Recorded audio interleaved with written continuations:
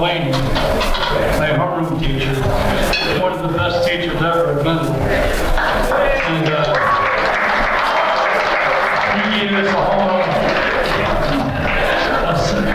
homework assignment to give an essay on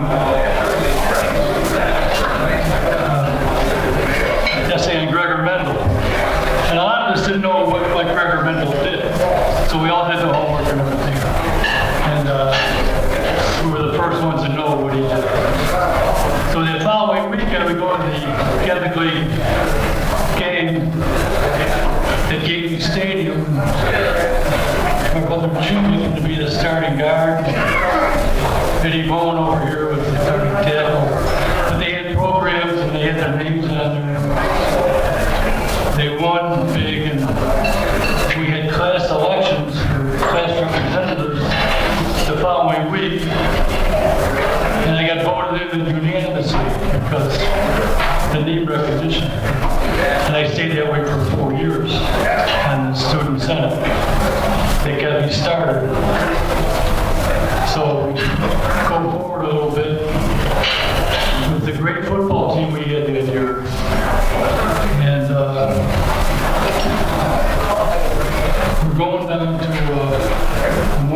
Indian Cup. Where's my jersey? Oh. Anyway, everybody knows the story. The last play of the game, Jim Geller goes out from like the 41-yard line. Brennan scrambles, throws a desperation pass. The two defensive backs, who were great players, tackle him at the 1-yard line, push him into the end zone. Jack Brickhouse is going nuts, and we win the game 6-0. Well, Gallagher's jersey was missing. They stole it. Somebody stole it. It was gone for 30 years. So if somebody finds it, they bring it back to me, the jersey, and when they did the St. Rita Mendel Hall of Fame, I donated the jersey. They put it in the case, and it was there for a couple years. But the window wasn't right, and it got faded and all. So we lost it again. They took it down. So a couple years ago, they brought it back to my place, in my basement. The Mendel Museum, I should say. So anyway, I found it getting ready for today, and I brought the jersey with me to donate back to the, it's going to be the St. Rita Hall of Fame, but it's the Mendel Hall of Fame and St. Rita. So the jersey's going back. So that's good. Monday morning it's going back. Fast forward many years. Father Don Lewandowski was the last president at Mendel. They're closing up the school. We had a great class of 1961. The legendary was getting the prize. We were known as the Four Bombers. But Mike Sheenan, we must have had 30 guys in our class.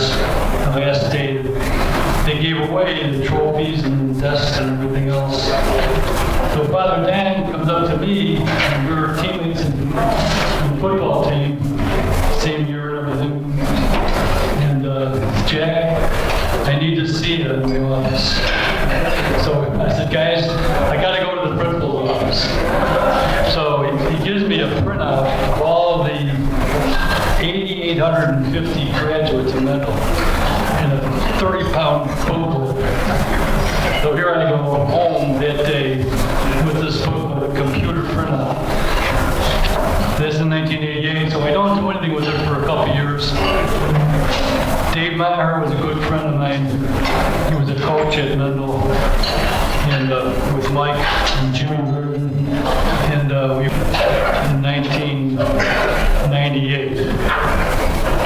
So Dave Maher and I got together and got these people together for a committee. It took us 2 years to look up the addresses, and we had that great reunion at Roadwood West in November of 1998. We had 918 people there, which was a new record. We set a record for the most beer consumed. And it was much more than we anticipated. We thought we might have 400 or 500 people there. And we gave all the money we donated to Mendel and the Men of Talentine. And we gave money to Father Gavin down in St. Louis. Now, at the time, I was a member of the Men of Talentine. And they had a meeting, and Bill Vazny had introduced me to give a report on what happened. So I give the report, and he said, I nominate Jack Vlazny as the president of the Men of Talentine, which I accepted for the next 18 years.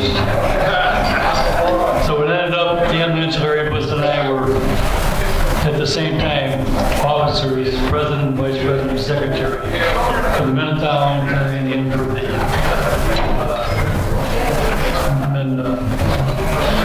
men of all.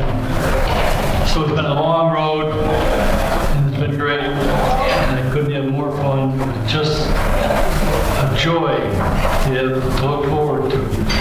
I can remember going to school and not wanting to miss school because it was fun. It was a good time, and you wanted to see your friends. And that goes back to the original priests that were there, Father Gavin and Father Siri. They set the tone, and we followed it on it. So thank you so much. This means so much to me, and I accept it with the agreement that I get a lot of help. I got to mention Bob and Anthony's name. I got to mention Dave Whitaker's name, who were right there with me the whole way, plus many other people. So here's the Mendel. Here's some good times. And thank you. And go even Mendel. Thank you.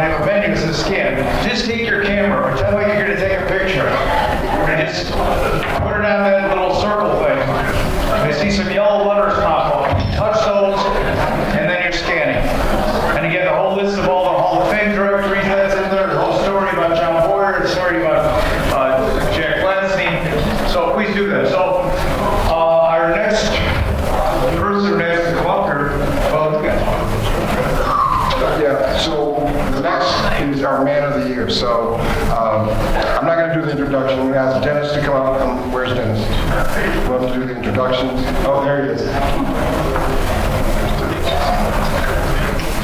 And then we'll get out of the program. Dennis? It's they call for Dennis Heisman, and that's what my name tag says, but for the life of me, I cannot recognize that guy whose picture is on this. Well, if you take a look at table number 15 over in the corner there, where John Boyer is sitting, we're passing around actually a classroom picture. I did research for this introduction. I went through some old files and came across a classroom picture from the year 1951. John and I obviously go way back. That was our kindergarten picture. Bennett Elementary, 102nd and Prairie, about 7 blocks north of Mendel. 1951, which, if I have it correct, that's the exact year that Mendel formed as a secondary school. There's a confluence there that is worth noting. Well, in that kindergarten picture reminded me of the day when our teacher asked the class the usual kinds of things you ask a kindergartner. What do you think you'll become when you grow up?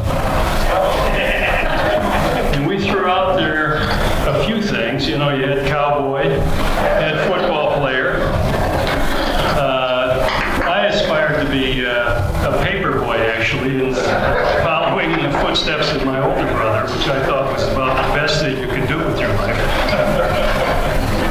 Little Johnny Boyer stood up when it was his turn, and he stretched to his full height. He was always the tallest boy in the room. And he said, well, as he looked across the crowd, he said, well, I aspire to be the next dean of the college of the University of Chicago. All right, I totally made that up.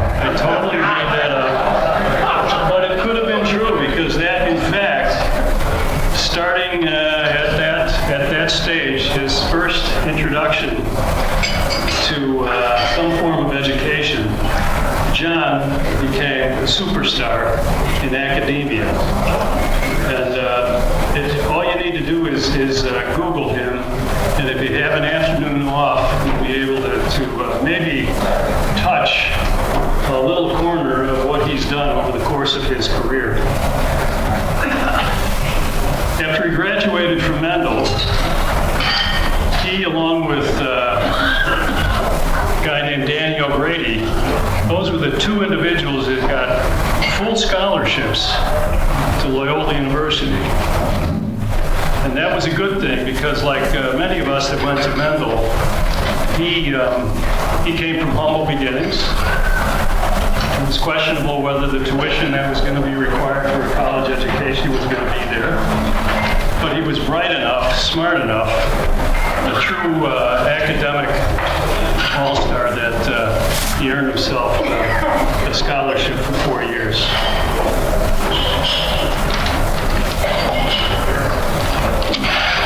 Shortly after he completed all of his degree work, went back to the University of Chicago to work, and among other things, and I'll just touch on some of the highlights, there's a lot more that I will not mention that he's accomplished. He doubled the enrollment of the undergraduate class, which is a huge undertaking.